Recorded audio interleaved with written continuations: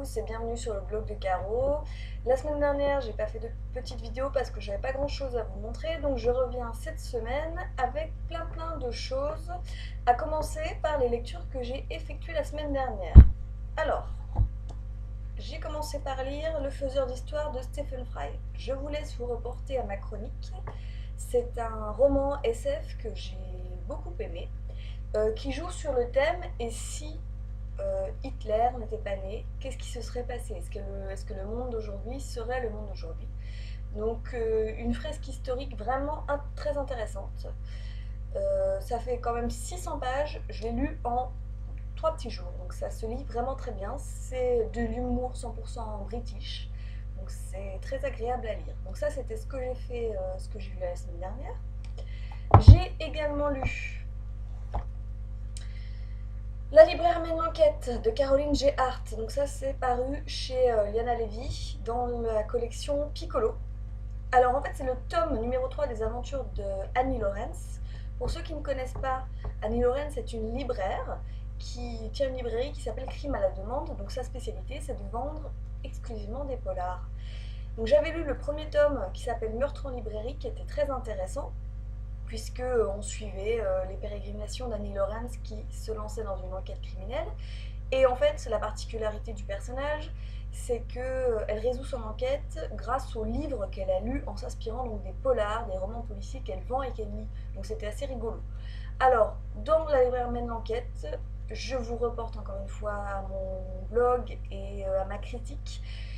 Il ne s'agit pas du tout de ça, j'ai été vraiment déçue.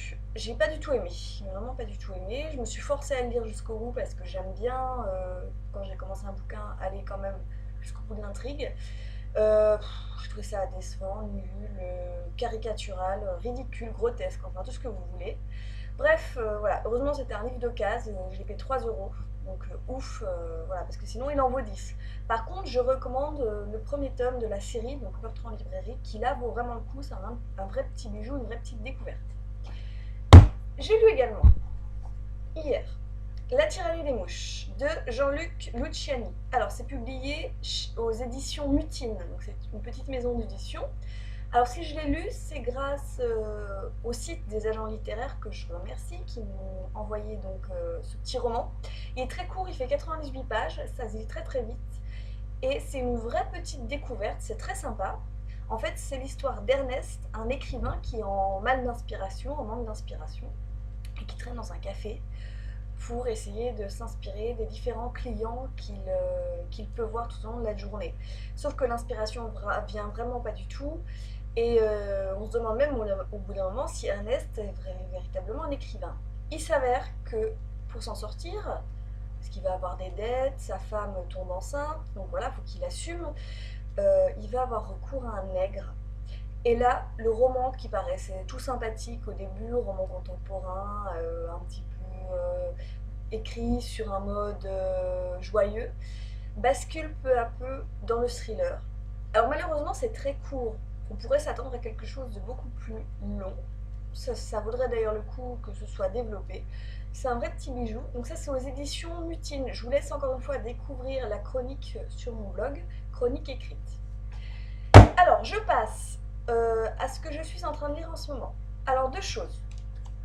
Une acquisition que j'ai fait la semaine dernière, mercredi dernier. Donc, J'aime les sushis, c'est le tome 1. Alors je sais plus, c'est de Ayumi Komura, voilà. Et c'est publié chez Akata. Voilà. Non, n'importe quoi. Édition Delcourt. 1000 excuses. Donc en fait, c'est l'histoire d'une jeune fille qui est la fille de pâtissier célèbre. Donc on pourrait croire que la route est toute tracée pour elle et qu'elle va reprendre la boutique de ses parents. Sauf que pas du tout, cette jeune fille, elle est dingue de sushi, elle veut devenir maître sushi, parce qu'il faut savoir qu'au Japon, c'est une véritable institution. Donc elle travaille dur pour y arriver, et pour cela elle est maline. Elle vise en fait à épouser le fils d'un célèbre maître sushi. Voilà, donc il y a une intrigue amoureuse qui se double d'une intrigue, on va dire, professionnelle. Donc j'en suis pas très loin, hein. J'ai lu quelques pages, bon c'est rigolo. Je sais pas si je continuerai la série, on verra bien.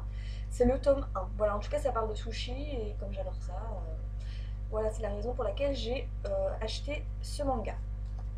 je suis en train de lire également Cœur de Jade. Donc, l'âme du dragon, alors c'est le tome 3, l'éclipse des 9 lunes. C'est publié aux éditions du Matagot, donc chez Nouvel Angle. Voilà, la couverture elle est super belle. Donc c'est Christophe Valla qui a écrit. Donc troisième tome, je vous laisse vous reporter aux 2 tomes que j'ai déjà lus. Donc ça, je remercie les éditions Nouvel Angle, donc Matagot, qui m'ont gentiment envoyé ce livre. Voilà, comme ils l'ont déjà fait pour les 2 autres tomes. Donc j'en suis au tout début là. Voilà, j'ai 40 pages à peine. Bon, j'avoue que ça met un peu de temps à se mettre en place, hein. Pour l'instant, j'ai lu un prologue et une scène de description de bataille. Ça m'a pas super enthousiasmé, mais bon, j'imagine que ça va un peu accélérer, que ça va se mettre en place. Par rapport aux 2 autres tomes, ce que j'aime bien là, c'est la couverture que je trouve super belle. Voilà, avec cette jeune fille, ses cœurs de jade, me semble-t-il. Voilà, je trouve vraiment bien cette couverture. Donc, je pense avoir lu d'ici la fin de la semaine, donc ma chronique en ligne, samedi ou dimanche. Donc ça, c'est ce que je suis en train de lire. Et je vais vous parler également des acquisitions que j'ai faites.